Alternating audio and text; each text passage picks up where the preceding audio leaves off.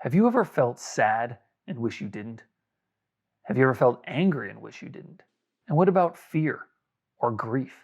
We've all felt these things and basically wish we didn't feel them. But what about the other side of the coin? Have you ever felt joy and wished you didn't? And what about love or happiness? We focus a lot on the undesirable emotions, and we go to great lengths to try to make them go away. But all of our feelings, the ones that are pleasant and unpleasant, exist to serve you. Today, I'm going to talk about how all our emotions are benevolent signals. I'm Benjamin Voiles. Let's go.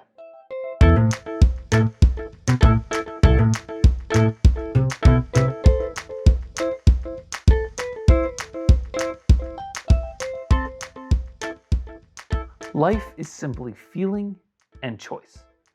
Now, I've presented this in a previous video, which I recommend checking out. Today, I'm going to go more into the feeling side of the equation. And I'm going to start by breaking down feelings into three categories. Firstly, there are the senses that we use to perceive the external world: our vision, our hearing, touch, smell, taste, and maybe even balance. Secondly, there are the internal sensations, the things we feel inside of our bodies. This is feeling a stomach ache, maybe a pain, nausea, chills, things like that. And thirdly are our emotions. Now let's start with our external facing senses: sight, sound, taste, smell, hearing, balance. All these things are obviously extremely valuable. We use them every day to navigate the world. These senses act as a bridge between my internal reality and the external reality that I exist within. Now, despite the infinite benefits of having these senses and utilizing them every day, we still sometimes stifle them or mute them. And we do it for three reasons. Firstly, when the sensation is too intense and causes pain or potential injury. In the case of a bright light, a loud sound, or maybe something too hot to touch, we put on sunglasses and we put in earplugs and we wear gloves, all to protect us. The second is when the sensation is just unpleasant, like dog poop smell, or maybe the sound of someone vomiting, or having to swallow something that tastes really bad. And thirdly, when the sensation is just too distracting. We do this when we're trying to go to sleep. We turn off the lights, we try to make it quiet in the room, and if we need to, we'll put in earplugs. It's not because it's painful or unpleasant, but just because we have something more important to do, and these sensations draw us away from that thing, whether it's sleeping or actually just getting work done. In all these cases, we modulate our senses because we think it serves us. No one I know would permanently inhibit any of their senses. They want to be able to hear well, see well, taste well, smell well. All these things are important. With any of these senses weakened, it simply makes life harder, and dare I say, not as full. I want to smell all the smells. I want to taste all the tastes. I want to see amazing vistas. I want to look onto beautiful things. I want to watch movies, read books. I want to hear amazing music. The breadth and functionality of these senses allow us to engage with the world in a deep and meaningful way. So I don't ever want to give up any of these senses. Sure, in today's modern society, you can survive without hearing or without seeing, and definitely without tasting or smelling. But would you want to? Obviously not. You'd want to hold on to all these senses as well as you can. We want the full capacity of our senses so that we can experience more of the world and experience more of life. Only when these sensations are dangerous, unpleasant, or distracting do we actually even consider limiting them, because we know they're valuable. Now onto the second type of feeling, internal sensations. Just like our external facing senses, these internal sensations are vitally important. They keep us alive.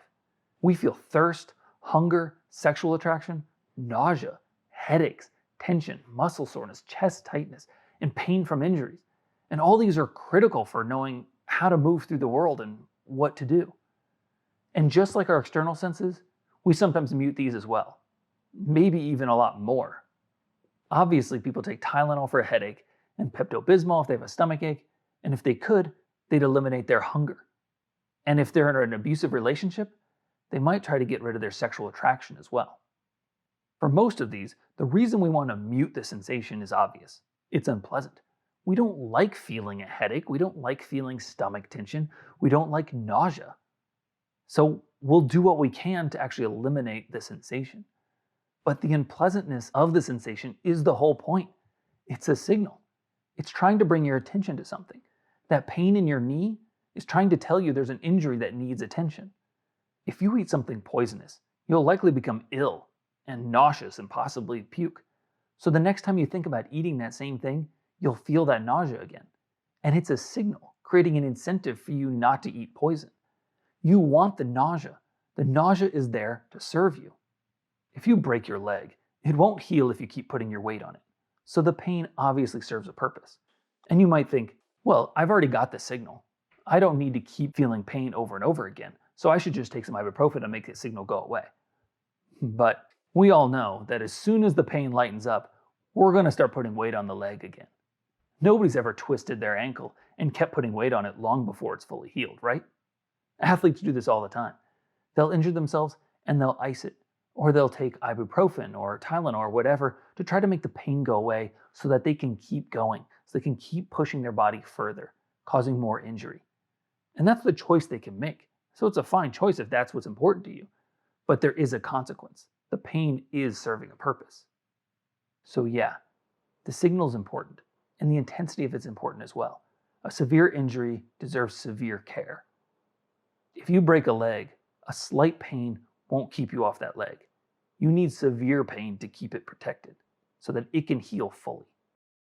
Rarely do we learn the lesson with just a simple nudge. We really need to be shoved to get the message, and that's what the pain is doing. The problem is, we treat the shove as the problem in many cases. Clearly, with a broken leg, we know we need to address the leg. But there's a lot of other injuries and other physical sensations that we think the sensation is the problem, and that's what we need to address. But it's just a signal. It's a symptom of a deeper issue. The pain is actually your body looking out for you. Now, what about the internal sensations that aren't unpleasant, like hunger, or thirst, or sexual desire? It's easy to see how these sensations serve us, but there are times when these sensations might lead us to what we consider a poor decision, like eating another slice of pizza, or sleeping with a coworker. We don't just stifle our internal sensations because they're unpleasant or painful. We also do it when we think they'll mislead us. Now, I'm sure the idea that these signals exist to serve you is pretty easy to understand, but it's hard to fully accept when these signals sometimes seem misaligned to what you think you need or don't need. For instance, you might be hungry even though you know you don't need any food. And you might have just gotten 9 hours of sleep, but you're still sleepy. And you might be nauseous, but you know it's because you're just riding in a car and you're car sick. In these cases, the sensations are misleading you, right? Well, to answer this question, we have to go on to the third category of feelings. Emotions. Well, what's an emotion? What we call an emotion, anger, pride, shame, fear, sadness, love, happiness, all these things are really a constellation of experiences. For each emotion, there's physical sensations that we experience. There's thoughts that go through our head. There's beliefs that support the emotion. There's behaviors that we exhibit. There's conditions outside of us that seem common when we're in this emotion. And there's an energy to it that we can feel as well. This combination of things is what we refer to as a singular experience of an emotion. When you're angry, you'll physically feel hot or warm. You'll have tension in your body. You'll feel like energized to act. And you'll have thoughts around pushing against or overcoming things. You might have stories around being wronged or held back or violated. It's this combination of experiences that you know to be anger. Now, part of an emotion is an internal physical sensation, a feeling inside your body. If you're eating from a street food vendor in India and you feel nauseous afterwards, it's very likely from food poisoning. But if you're about to give a speech and you feel nauseous, it's most likely your nerves causing it. In both cases, you feel nausea, the same internal sensation, but the difference between the two is the story, the context for which you're feeling nausea. The story is to make sense of the constellation of things you're experiencing. This story can be 100% true, and it can be completely false. Earlier, I discussed our internal sensations and our external facing senses. And in both cases, we sometimes suppress or mute them when we don't think it serves us. And we do the same thing with emotions. The difference is, we seem to do it with emotions a lot more. And this is echoed in our culture regularly. You're routinely told that your emotions are irrational, and you might be admonished if you express your emotions. And you're constantly told that you shouldn't allow your emotions to affect your decisions. The message is clear. You should be suppressing or ignoring your emotions regularly. Everybody does it. You should do it too. With emotions, people put great effort into not feeling them. That's the whole reason I'm creating these videos, to help people actually turn and embrace their emotions. Adults often tell children not to feel what they're feeling. If a child's upset, they'll give them ice cream or stick an iPad in their face to try to shift them away from whatever emotion they're experiencing. And plenty of emotions are considered bad. A child might be told that they shouldn't be angry, or that their fear is silly and irrational. Or when they're proud of something they've accomplished, they're told they should humble themselves instead. And when a child's feeling sad, a parent might try to cheer them up, instead of allowing the child to just be sad. Clearly, sadness is not okay. At a young age, many of us are taught that we should avoid or suppress our emotions when they're not what's desirable. That's the first major reason that we avoid our emotions. The second major reason we avoid our emotions is because we don't understand them. Or maybe more specifically, we misunderstand them. Just like a headache with no known cause, and therefore no known remedy, we have emotions that we don't know the cause of, and we don't know the remedy for. Imagine you're driving your car and the check engine light comes on. But rather than pull over and check the manual, you see it, you just keep on driving. Eventually, the light starts flashing brighter and brighter, trying desperately to get your attention.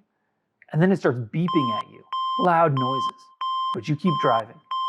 And when you can't take it anymore, you get a piece of tape and you put it over the signal. And you get something, you plug the speaker so you don't hear the beeping anymore. And you just keep driving. Other lights start flashing, so you cover those up. And other alarms start going off, so you stifle those as well. And this continues year after year. You're driving this car with all kinds of sirens and alarms going off and all kinds of flashing lights telling you something's wrong that needs to be addressed. But we just keep going. We keep driving. By our 30s, we have a dashboard full of flashing lights and buzzing alarms. They're all poorly covered up and poorly muffled. And this is our normal. We've trained ourselves to ignore these signals and just keep on driving. When a passenger hops in the car, they see all the flashing lights and they hear the buzzing alarms. If they have the same flashing lights and the same buzzing alarms, it feels normal to them, so they stick around. But if they have a different set of flashing lights and alarms, they don't feel comfortable and they leave quickly. This is basically what happens in all of our relationships. When our flashing lights and our alarms match with their flashing lights and alarms, we have ourselves a relationship. And when they don't match, we're incompatible. Now, so far in this analogy, I've presented it as if we simply chose to overlook the signals and keep driving. But that's not really what happened. Really, the warning signal was in the shape of an upside-down pineapple. You pulled over and you checked the manual, but there's no listing of upside-down pineapple anywhere in there, so you don't know what to do. You take it to the shop. They check the tire pressure, they make sure the windshield's clean, they check your paint job, and they say, oh, everything looks fine to us, there's nothing we can do. Maybe they'll give you some nitrous to give you a little extra pep as you continue on. But in the end, they don't know how to turn the signal off either. So you continue on. And now, helpless to get rid of the signal, you cover it up. And when the audible alarm started going off, it sounded like an alligator sneezing. You look in the manual, there's no indication of what that means either. So you plug the speaker and you keep driving. And this is the case for all the signals, all our emotional signals. Ask yourself, what is the signal of anger telling you? What is fear telling you? What is shame telling you? And love, and grief, and sadness, and joy, and happiness. What are these signals telling you? No one taught us what these signals mean and what to do about it. Instead, we were mostly taught that we should ignore them, we should suppress them, and avoid exposing them. So they remain there in the background, perpetually, flashing at us, beeping at us, getting louder and getting brighter. But we don't know what to do about them. So we don't really have a choice except to suppress them and ignore them and move on. We always knew that getting to the root cause was the best way to resolve our emotions. But our emotions weren't taken seriously, and we weren't taught how to get to the root cause and how to resolve them. So we did the next best thing we could. We learned to cope. We drink or take drugs, non-prescription and prescription. We eat unhealthy foods and too much of them. We work out compulsively. We become workaholics. We watch endless TV, play video games. We go on all kinds of dates. We look for every opportunity to escape the signals, to escape the feelings. But it isn't working. You haven't escaped. The feelings are inside you, and you can't escape yourself. It's become a part of our culture, of our communal knowledge, that certain sensations are unresolvable, and the only thing you can do is cope. Now that said, there are what appears to be a growing number of people bucking that trend. Some of them are on the emotional side, and some are on the purely physical side. But either way, more and more people are waking up to the fact that coping isn't working. Coping is not improving their lives. It's allowing them to survive, but they're not thriving, and they want to thrive. I'm one of these people, and I hope you choose to join me and become one of these people as well. Earlier, I talked about how you have internal physical sensations that are in response to physical issues, such as nausea from eating poison. And you also have internal physical sensations in response to emotional things, such as nausea before giving a speech. Often, when people are experiencing an unpleasant physical sensation, they look for a physical cause. You get a headache. Oh, maybe it's dehydration, so you drink some water. But if the headache persists, what do? You pop a Tylenol and you move on.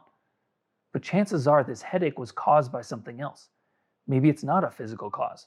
Maybe it's an emotional one.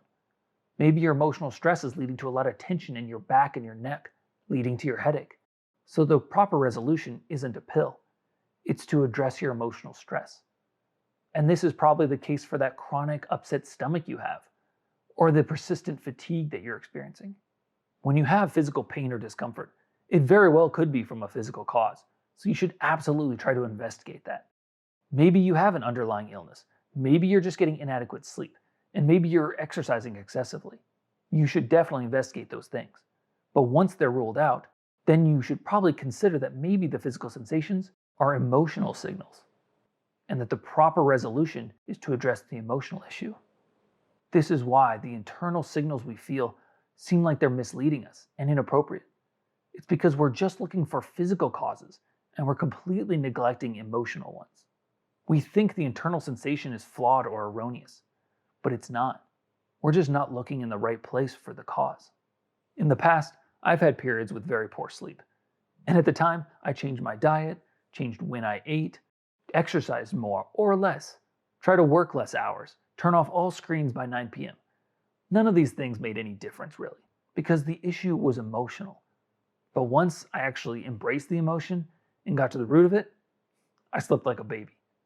It's easy to just look at physical causes for our physical sensations, but often they're rooted in emotions. We want to see all the colors, hear all the frequencies, and taste all the flavors. And we also want to feel all the internal sensations and feel the full range of emotions. With full access to the signals that inform you about your internal and external world, you are better equipped to navigate life, and you'll be maximally enriched by a broad and deep experience of life. We suppress our feelings when they're unpleasant, or when we think they'll lead to poor decisions, or when they distract us. All three of these are appropriate in the right context. I don't want to be in pain if there's nothing I can do about it. I don't want to get led down a path that won't serve me, and I want to keep my focus on the things that matter to me. I don't think any of these reasons for suppressing your feelings is inappropriate or wrong. But if your life's not going the way you want it to, it might be worth investigating whether suppressing your emotions, regardless of the reason, is serving you or not. Every feeling is a benevolent signal helping inform you about your internal and external world, so you can make choices that serve you. So turn toward the signal, towards the emotion. Welcome them, embrace them. Yeah, there's discomfort there, but let's face it, the discomfort's already here. and you're just surviving it. Allow it. Stop running and hiding. Bring the emotions out of the darkness and into the light, and embrace them. Receive the signals and acknowledge them. They're important. The feelings are not in charge. You are. Just because you embrace the emotion and feel them fully doesn't mean you have to do anything about it. It's still up to you to decide what to do. But until you fully receive all the signals, you won't know what the best choice is for you. The next step is to learn what these emotions mean, so that when you embrace them, you'll be prepared. You'll know what they're telling you. And one thing to keep in mind is that you're receiving all these signals constantly. When you wake up in the morning and you're tired, the tiredness is telling you to go back to sleep and get more rest. But that fear of not getting the promotion you want, that's telling you to get up and get to work on time. We usually allow the loudest signal to guide us, but you're in charge, not the feelings. So you get to decide how to weigh the different signals against one another. And the loudest signal might not be the one that serves you best. While I keep harping on the idea that you should embrace your emotions and learn what they're telling you, you can't just quit coping with your emotions overnight. This is something that takes time. You spent decades coping with your emotions. You can't give that up today, or tomorrow, or the next day. Turning towards your emotions and embracing them is just the start of a long journey of connecting your heart and your mind. For now, it's more than enough to just start moving away from a coping mindset and towards a hopeful mindset. Hopeful that you can find the problems in your life and learn how to resolve them in a healthy and empowering way. Hope that the flashing signals will dim and the loud alarms will quiet, and your experience driving will become more enjoyable and, dare I say, happier. Your car will drive smoother, faster, more efficiently, and it'll break down a lot less often. You'll be able to drive places you never could before, and you'll attract passengers who will readily hop in your car. They'll love connecting with you, and they'll readily share in your journey. Well, that's it for today. If you've appreciated this video, please hit the like button. If you can think of anyone who might resonate with my message here, please share the video with them. And if you want to see more videos from me, subscribe. As always, I want to get as much feedback as possible. Let me know what doesn't make sense here, what you have concerns about, and any of your ideas as well. So please leave comments below. I could be crazy. I won't know unless you guys tell me. Until next time, I'm Benjamin Voiles. See you later.